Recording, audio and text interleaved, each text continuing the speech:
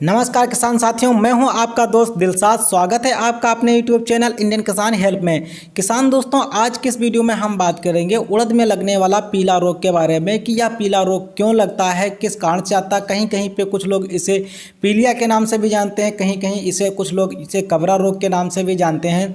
यह रोग यदि हमारी फसल में आता है तो लगभग 80% तक हमारी पैदावार में फ़र्क पड़ जाता है। 80% पैदावार कम होती है हमारी उड़द की फसल में। कहीं कहीं पे तो यह रोग इतना ज़्यादा हो जाता है कि ज़रा सा भी पैदावार हमारे उड़द की फसल से नहीं मिल पाती है। तो यह रोग हमारी फसलों में क्यों आता है, किस लिए आता है, इसमें कौन कौन से लक्षण देखने को मिलते हैं जिसके माध्यम से हम यह समझ सकते हैं कि हमारी फसल में कबरा रोग या फिर पीलिया रोग लग चुका है।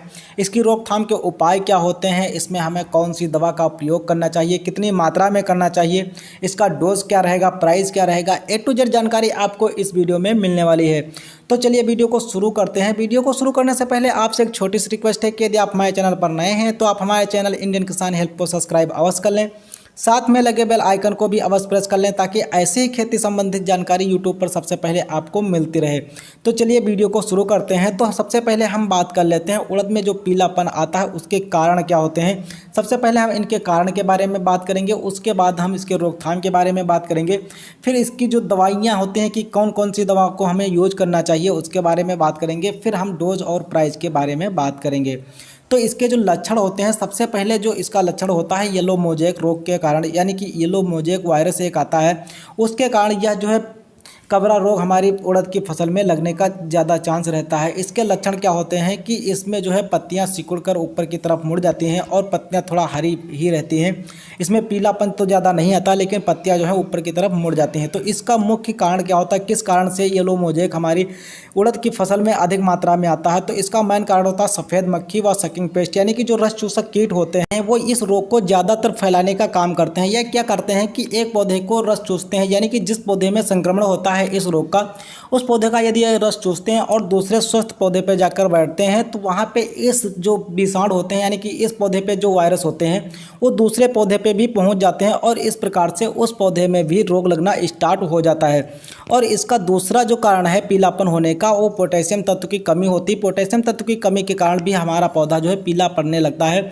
इसमें लक्षण क्या होते हैं, किस प्रकार से हम समझ सकते हैं कि हमारे पौधे में पोटेशियम तत्व की कमी है। तो पोटेशियम तत्व की कमी के कारण पत्तियों के किनारे जो है वो पीले पड़कर झुलसे हुए दिखाई पड़ते हैं। इस प्रकार से हम समझ जाते हैं कि हमारी फसल में पोटेशियम तत्व की कमी है। इसके अलावा मैग्नीशियम तत्व की भी कमी के कारण भी पत्तियां पीली पड़ जाती हैं। इसके लक्षण क्या होते हैं कि पत्तियों के बीच की जो सिराएं होती हैं वो हरी रंग की बनी रहती हैं और पत्तियों के अंदर का जो भाग होता है वह पीला पड़ जाता है। इस कारण हम यह समझ सकते हैं कि हमारी पत्तियों में या फिर हमारे पौधे में जो है मैग्नीशियम तत्व की कमी है। इसके अलावा मैग्नीज, मोलिब्डेनम, लोहा आदि तत्वों की कमी के कारण भी पत्तियां पीली पड़ जाती हैं और नाइट्रोजन की कमी के कारण भी उड़द में पीलापन आ जाता है। तो इन सभी सूक्ष्म पोषक तत्वों की इस कमी को पूरा करने तथा इस रोग को ख़त्म करने और इसके अलावा जो भी सकिंग पेस्ट यानी कि वायरस जनित जो रोग हमारे पौधे में लग जाते हैं उनको भी ख़त्म करने के लिए हम एक ऐसा कम्बिनेशन आपको बताने वाले हैं जिसमें एक ही कम्बिनेशन से आपके सभी समस्याएं दूर हो जाएंगी। आपको बार बार दवा स्प्रे करने की कोई भी आवश्यकता नहीं पड़ेगी। लेकिन इस दवा का हम आपको बताने से पहले सबसे पहले हम बात कर लेते हैं इसकी सावधानियों के बारे में कि जब यह रोग आने लगता है तो हमें क्या क्या सावधानियां रखनी चाहिए ताकि यह रोग हमारी फसल में ज़्यादा से ज़्यादा ना फैल सके। तो जब आपको यह रोग थोड़ा सा ही दिखाई दे, आपको एक दो पौधे में दिखाई दे, तो आप क्या करें कि पौधे को उखाड़कर आपको बाहर निकाल देना है खेत के। आप बाहर निकाल कर उसको जला दीजिए या फिर मिट्टी में आप दबा दीजिए। इस प्रकार से यदि आप पौधे को नष्ट कर देते हैं अपने खेत से तो ये अधिक मात्रा में नहीं फैल पाएगा। उसके बाद आप दवा का या फिर केमिकल का आप स्प्रे कर दीजिए। इस प्रकार से आप उड़द की फसल को आप आसानी से बचा सकते हैं। तो इसमें आपको करना क्या है, आपको किन किन दवाओं को लेना है उसको हम आपको आगे वीडियो में हम बता देंगे। तो हम आपको बता दें कि इन सूक्ष्म पोषक तत्वों की कमी को पूरा करने के लिए आपको क्या करना है। तो इसके लिए आपको एक टॉनिक लेना है। जो हम आपको बताने वाले हैं वह है टी इंस्टील कंपनी का माइक्रोफोर्ट टॉनिक। इसके अलावा आप किसी भी टॉनिक को ले सकते हैं जिसमें आपको माइक्रो सूक्ष्म तत्व मिल जाएं।